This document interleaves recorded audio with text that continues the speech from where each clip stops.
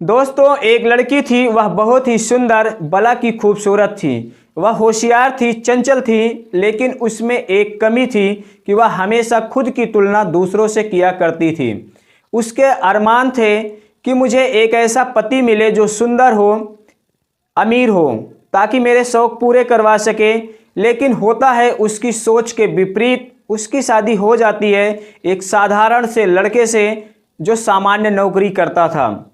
शादी के बाद वह ससुराल आती है, फिर शुरू होती है अनबन। साल भर बाद ही बात तलाक तक पहुंच जाती है। लेकिन तभी एक घटना घटती है जिसे देखकर वह लड़की अपने इरादे बदल देती है। वह हमेशा हमेशा के लिए कसम खा लेती है साथ न छोड़ने की। पूरी घटना को आगे जानेंगे विस्तार से, क्या घटना घटी जिसकी वजह से उसने इरादे बदल दिया। लेकिन उससे पहले आपसे छोटी सी गुजारिश है कि वीडियो को लाइक करके चैनल को सब्सक्राइब कर लेना और साथ ही बेल आइकन दबाना, ताकि वीडियो अपलोड होते ही सबसे पहले वीडियो आपको मिले। नमस्कार। आज की सच्ची प्रेम कहानी एक लड़का और एक लड़की के बीच है। लड़के का नाम आकाश होता है, लड़की का नाम निशा होता है। दोनों की शादी हो जाती है। हालांकि निशा इस शादी के लिए तैयार नहीं थी अभी, लेकिन उसके पिता की बीमारी और माँ के भारी भरकम डायलॉग सुनते सुनते वह ऊब गई और शादी के लिए हाँ कर देती है। उसके सपने थे कि मुझे बहुत सुंदर लड़का मिले, साथ ही अमीर हो, ताकि मेरे शौक पूरे करवा सके। लेकिन ऐसा ना होकर साधारण से लड़के आकाश से उसकी शादी हो जाती है। शादी के बाद जब निशा ससुराल आती है, पहली ही रात सुहाग सेज पर रात के समय जब आकाश घर में दाखिल होता है, तभी वह कहती है कि खबरदार, मेरे पास अगर आने की कोशिश की, क्या समझकर तुमने मुझसे शादी की है। मेरे पिता ने पता नहीं क्या समझा था तुझमें, जो तुम्हारे साथ मेरी शादी कर दिए। तब आकाश कहता है कि क्या आपके घर वाले आपकी राय नहीं लिए शादी के लिए। तब वह लड़की कहती है कि अगर लिए ही होते तो मैं शादी के लिए कैंसिल ना कर देती। फिर आकाश कहता है कि क्या आपको किसी से प्यार हुआ है, इस वजह से मना कर रही थी। तब वह कहती है कि तुम लोगों की सोच ही इतनी घटिया है, इतना ही सोच सकते हो। क्या इसके अलावा और अरमान हमारे नहीं हो सकते, और कोई वजह नहीं हो सकती। फिर वह नम्रता से बोला, आखिर बताओ क्या बात थी जो तुम शादी के लिए मना कर रही थी। तब उसने कहा कि मैंने जैसे कल्पना की थी पति के बारे में, वैसे आप नहीं हो। ना तो आप में वो रंग है, ना रूप है, ना पैसा है। मैं ये शादी नहीं मानती। पहली ही रात सुहाग सेज पर पत्नी के मुंह से ऐसी बातें सुनकर आकाश बहुत दुखी होता है। वह लेटे हुए खाली छत को निहार रहा था, सोच रहा था। वह अपने पत्नी का दिल जीतने की भरसक कोशिश करता है, लेकिन नाकाम रहता है, क्योंकि निशा ने पहले ही सोच रखा था कि इसको इतना परेशान करना है, इतना परेशान करना है, ताकि यह ऊब कर मुझे छोड़ दे। आकाश सोचता है मेरे माता पिता की नज़रों में मेरी पत्नी की छवि खराब ना हो, इसलिए वह उसे साथ लेकर चला जाता है शहर, जहां पर वह नौकरी करता था। हालांकि नौकरी उसकी इतनी छोटी भी नहीं होती कि अपने पत्नी का ख्याल ना रख सके, पर निशा की दूसरों से तुलना करने की आदत उसका गृहस्थी बर्बाद कर रही थी। नए घर में पहुंचते ही आकाश ने कहा, स्वागत है मैडम आपका नए घर में। ऐसी बात सुनकर निशा किलस जाती है। वह गुस्से में कहती है कि स्वागत तो मेरा ऐसे ही कर रहे हो जैसे मुझे राजमहल में लेकर आए हो। पत्नी के मुंह से ऐसी बातें सुनकर आकाश का दिल टूट जाता था, लेकिन वह कुछ कह नहीं पाता था। वह हमेशा हंसकर टाल देता था उन बातों को। अगले दिन आकाश ने जगाते हुए निशा को कहा कि निशा उठो, जल्दी मुझे नाश्ता बना दो, मुझे देर हो जाएगा ड्यूटी जाने में। फिर वह कहती है कि मुझे नाश्ता वगैरह नहीं बनाना है, जो करना है वो करो, मुझे सोने दो। फिर आकाश कहता है कि अच्छा बताओ तुम्हें क्या पसंद है, मैं तुम्हारी पसंद का खुद ही नाश्ता बना देता हूँ। तब वह कहती है कि मुझे जहर पसंद है, बनाओगे। इस पर आकाश कहता है यह तो मुझे बनाना नहीं आता, इसके लिए तो तुम्हें खुद ही मेहनत करनी पड़ेगी। इतना बोलकर वह हंसता हुआ किचन में चला जाता है, नाश्ता तैयार करता है। नाश्ता तैयार करने के बाद अपना टिफिन पैक करता है और ड्यूटी पर जब जाने लगता है तो वह उससे पहले निशा के कमरे में जाता है और जल्दी से उसका माथा चूम लेता है प्यार से। यह सब इतने जल्दी से हुआ कि निशा कुछ समझ ही नहीं पाती और वह फिर बाय बाय करके चला जाता है। लेकिन निशा के दिल में एक हलचल सी उठने लगी। थोड़ी देर में निशा जब उठकर बाहर आती है तो टेबल पर नाश्ता रखा होता है और चिट्ठी एक रखी होती है। वह नाश्ता करते हुए चिट्ठी खोलकर पढ़ने लगती है तो उसमें लिखा था, अब सोकर उठ गई ना, तकिए के नीचे कुछ पैसे रखे हैं, तुम्हें बोर होने की ज़रूरत नहीं है, वो पैसे ले लो और बाहर जाकर घूमो टहलो, शॉपिंग कर लो, मैं शाम को जल्दी घर आ जाऊंगा, तुम्हारा आकाश। चिट्ठी पढ़कर निशा एक मुस्कान के साथ नाश्ता करती है, फिर उसके बाद चली जाती है मॉल में घूमने, शॉपिंग करने। लेकिन वहां पर इत्तेफाक से उसकी मुलाकात होती है उसकी बचपन की सहेली रूपा से।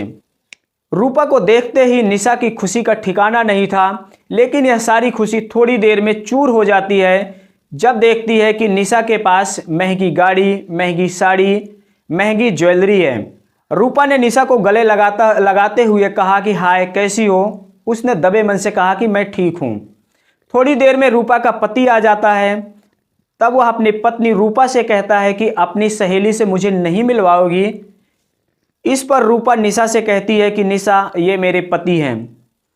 उसे देखकर तो निशा को और भी जलन होने लगती है। वह कल्पना करती है कि जैसा मैंने चाहा था पति मिले, अमीर हो, वैसा तो मुझे ना मिलके ये सब कुछ इसे मिला है। ऐसे सोचकर वह अपने पति आकाश से और भी नफरत करने लगती है, ईर्ष्या करने लगती है। थोड़ी ही देर में बातचीत के बाद रूपा का पति रूपा को लेकर निशा के सामने ही एक ज्वेलरी शॉप पर जाता है। वहां पर उसे एक सोने की चेन खरीदता है। यह सब तो देखकर निशा को और भी जलन होने लगती है।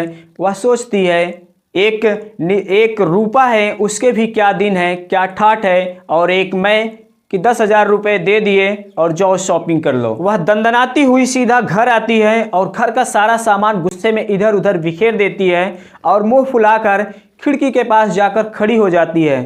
थोड़ी देर में आकाश आता है। वह उसे लाल साड़ी में देखकर बहुत खुश होता है। उसका दिल मचल उठता है। वह निशा को पीछे से पकड़कर उसके बालों में एक फूलों का गजरा लगा देता है और शीशे के सामने ले जाकर कहता है कि देखो कितनी सुंदर लग रही हो। लेकिन निशा वह गजरा निकालकर बालों से कूड़े में फेंक देती है और कहती है कि तुम्हारी बस यही औकात है, यही लाए हो मेरे लिए। पत्नी के मुंह से ऐसी बातें आकाश का सीना छलनी कर देती थी, लेकिन फिर भी वह मलाल नहीं करता था।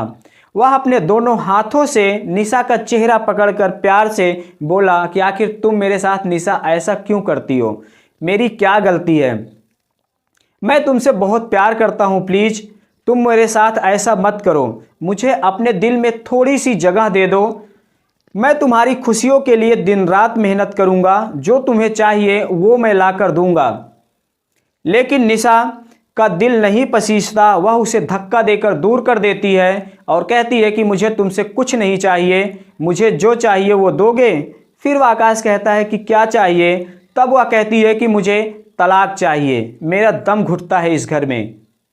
आकाश रोने लगता है, बहुत दुखी हो जाता है। उसके आंख से आंसुओं की धारा बहने लगती है। वह कहता है कि अगर तुम्हारी यही इच्छा है तो ठीक है, ऐसा ही।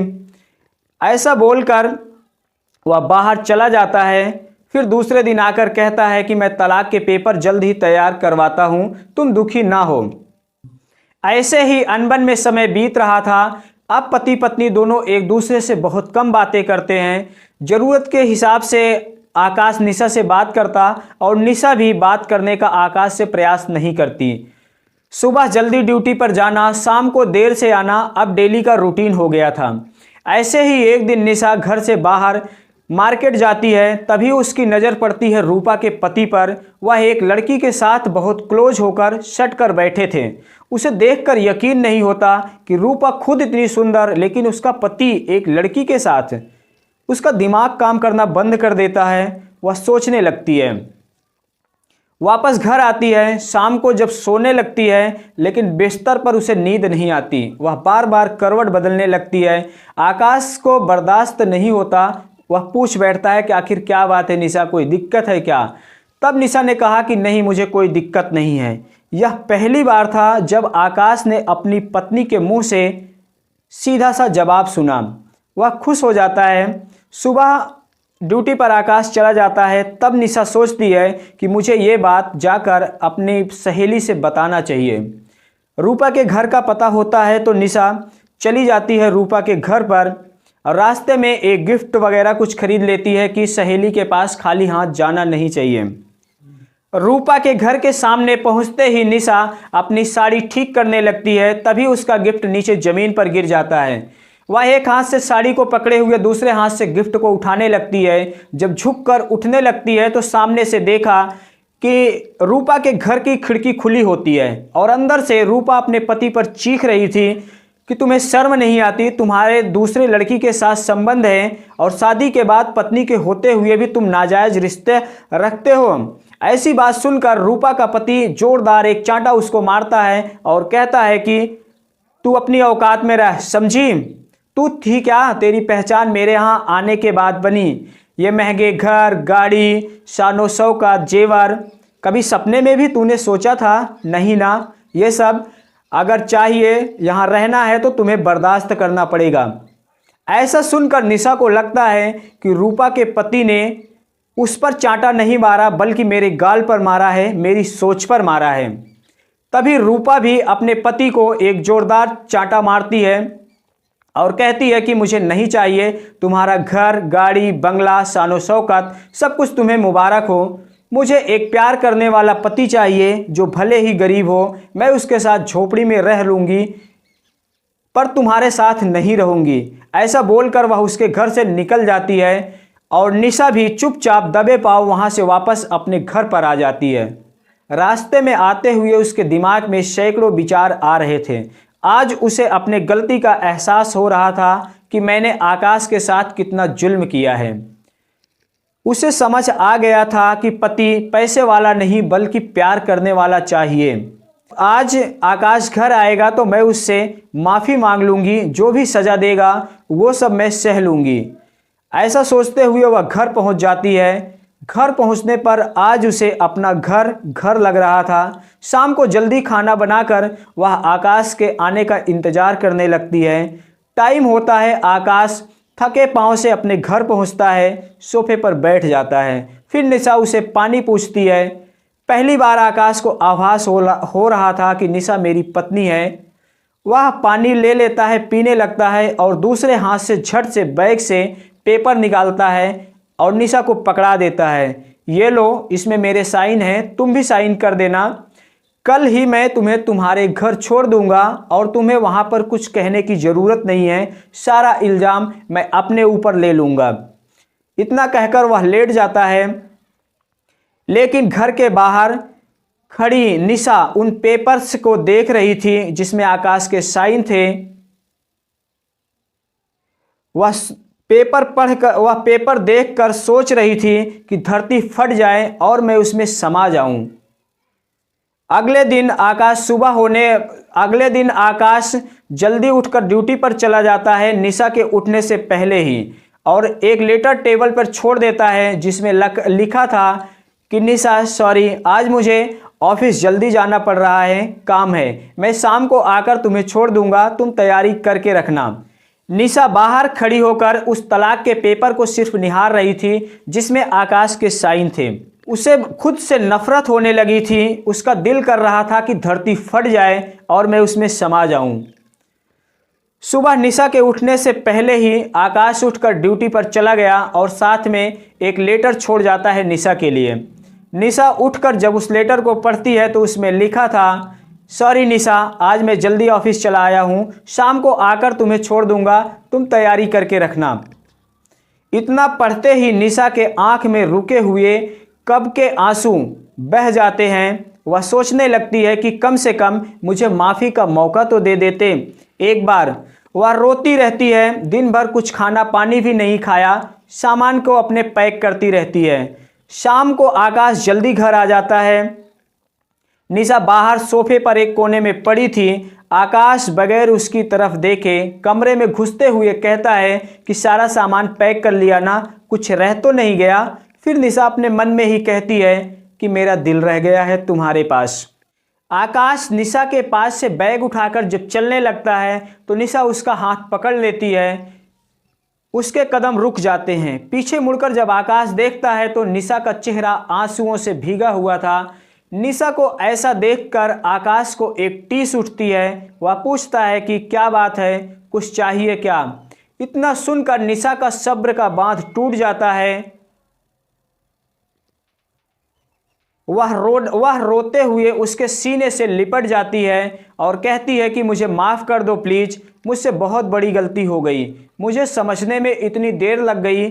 आज मुझे पता चल गया कि जीवन में पैसे से ज़्यादा प्यार ज़रूरी है। मुझे एक मौका दो, मुझे तलाक नहीं चाहिए, नहीं चाहिए। आकाश भी रोते हुए निशा को अपने सीने से कसकर लगा लेता है और कहता है कि फिर तो मुझे कभी छोड़कर नहीं जाओगी ना, वरना मैं मर जाऊंगा। तब निशा कहती है कि खबरदार अगर ऐसी बात की तो। आकाश उसको एक टक देख रहा था। निशा भी शर्मा कर अपनी पलकें झुका लेती है। फिर दोनों एक होकर हंसी खुशी अपनी ज़िंदगी व्यतीत करने लगते हैं। दोस्तों, पति पत्नी की यह प्रेम भरी कहानी आपको कैसी लगी, कमेंट में अपनी प्रतिक्रिया ज़रूर हमें देना। मिलते हैं अगले वीडियो में। धन्यवाद।